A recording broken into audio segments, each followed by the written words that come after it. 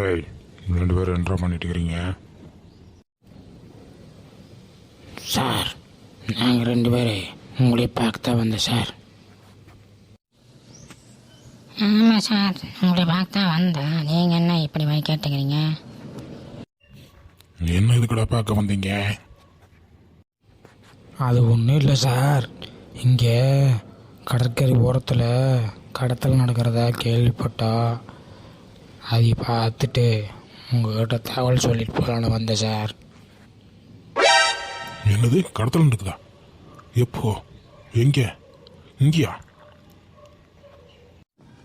ஆமாம் சார், இங்கே தான் நடக்குது. உங்களுக்கு தெரியாதா?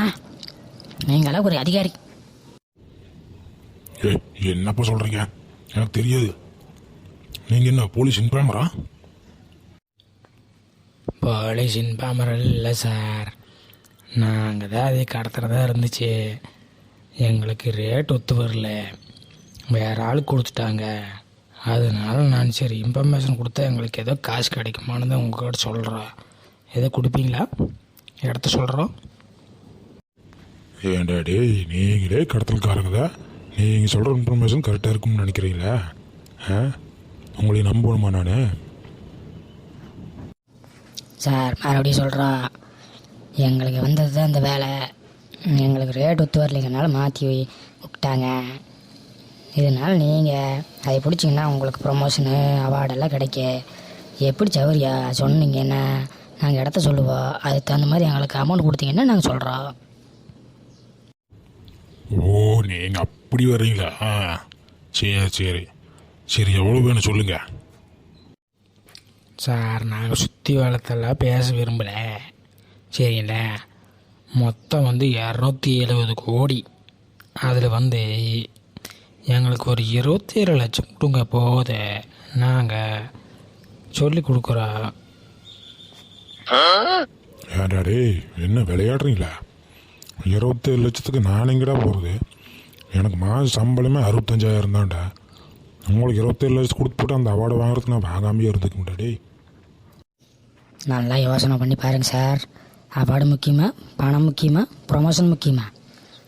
எப்படி யோசனை பண்ணி பார்த்தாலே உங்களுக்கு அடுத்து ப்ரொமோஷன் வந்துச்சுன்னா இதை விட சம்பளம் ஜாஸ்தி வாங்க போகிறீங்க. நல்லா யோசனை பண்ணி பாருங்கள் சார். சரிடா, யோசனை பண்ணி பார்த்தேன். அதில் ஒன்று பிரச்சனை இருக்குது. எனக்கு சம்பளம் கம்மி தான். நான் என்ற காசு தான் கொடுக்கணும்.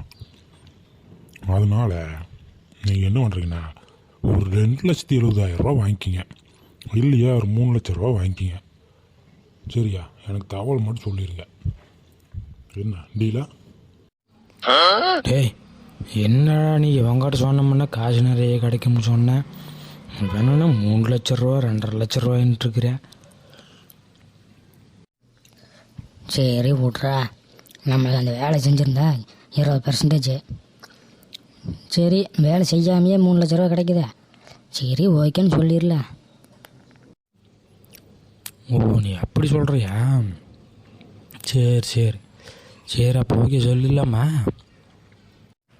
சொல்லி விட்றா, சீக்கிரம் பணத்தை வாங்கிட்டு போகல, நம்ம அடுத்த வேலையை பார்க்கல. சரி சார், உங்களுக்கு வேண்டாம் எனக்கு வேண்டாம், 3 லட்ச ரூபா ரவுண்டாக கொடுத்துருங்க. நாங்கள் இடத்த சொல்கிறோம், நீங்கள் போய் அவங்கள பிடிச்சிக்குங்க. ப்ரொமோஷன் வாங்குவீங்களோ, அவார்டு வாங்குவீங்களோ, என்னமோ பண்ணிக்கோங்க. 3 லட்ச ரூபா இப்போ கொடுங்க, உடனே இடத்த ஸ்பாட் கரெக்டாக சொல்கிறோம். ஏய், என்னப்பா விளையாடுறீங்களா?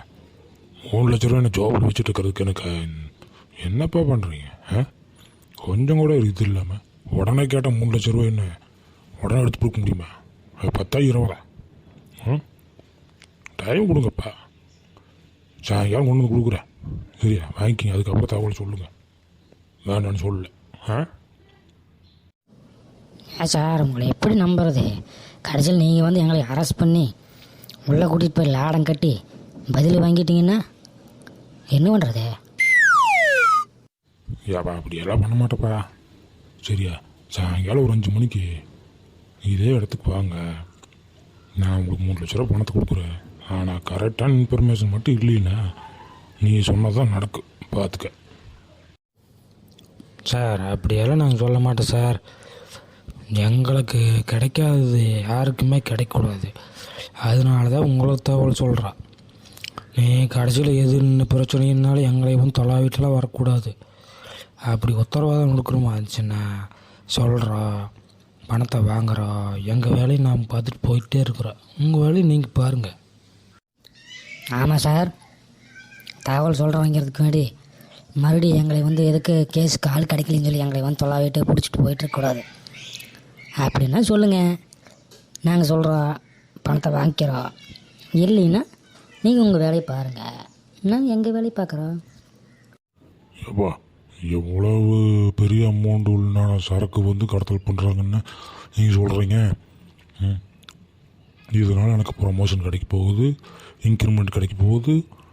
நான் எப்படி போய் வேணான்னு சொல்லுவேன்? அப்படியெல்லாம் உங்களால் தொந்தரவு பண்ண மாட்டேப்பா, சரியா? அப்படியெல்லாம் நீங்கள் பயந்துட்டுருக்காதீங்க. சரி சார், நாங்கள் உங்களை நம்புகிறோம். சாயங்காலம் பணத்தோடு வாங்க, ஸ்பாட்டு சொல்கிறோம்.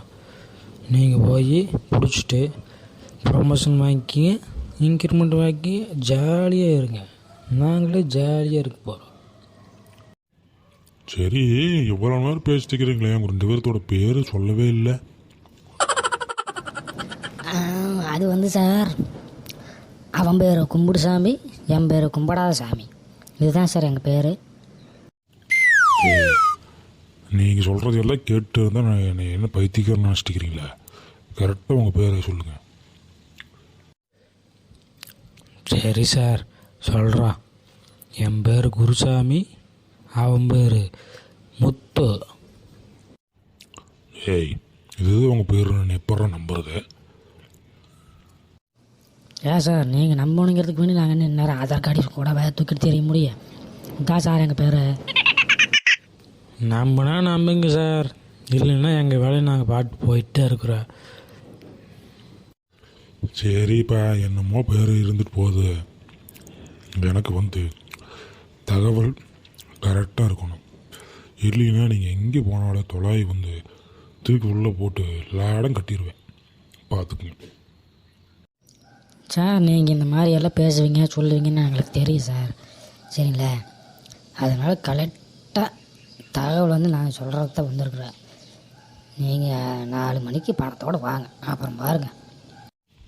சரி சரி சரி, போயிட்டு 4 மணிக்கு சீக்கிரம் வாங்க, நம்ம பணத்தை எடுத்துகிட்டு வந்துடுறோம், சரியா?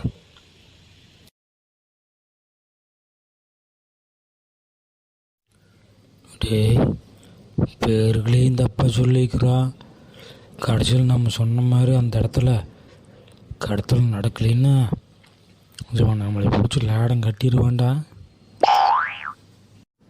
ஏய் கபாலே, எனக்கு இந்த மாதிரி நடக்கும்னு தெரியும்டா.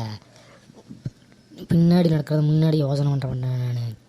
நான் பணத்தை வாங்கினேன், நேராக நம்ம ஃப்ளைட் புக் பண்ணி மலேசியா போக போகிறோம், தெரியுமா? நான் முதல்ல எல்லாம் புக் பண்ணி வச்சுட்டேன். டேய் குமார், என்னடா இப்படி சொல்கிற? இது எப்படா நடந்தது? இந்த மாதிரி விஷயத்தையெல்லாம் உங்கள்கிட்ட சொன்ன நீ சொதப்பிட்டுருன்னு எனக்கு தெரியும்டா. அதனால தான் உங்கள்கிட்ட சொல்லலை, சரியா? பணத்தை கையில் வாங்கினதுக்கப்புறம் சொல்லிக்கலாம்ட்டு இருந்தேன். நீ பயப்படுறத பார்த்தா இப்போவே சொல்லித்தான் ஆகணும் மாதிரி தெரியுது, அதனால சொன்னேன். டேய் குமார், சூப்பர்ரா. நீ எப்பவுமே ஒரு படி மேலே தான்டா. சூப்பர்ரா. சரி வா போகலாம், போயிட்டு 4 மணிக்கு மேலே வரலாம். சரி நடரா குமார், போகலாம். போயிட்டு 4 மணிக்கு வந்து பணத்தை வாங்கிட்டு போகிறோம், என்ஜாய் பண்ணுறோம்.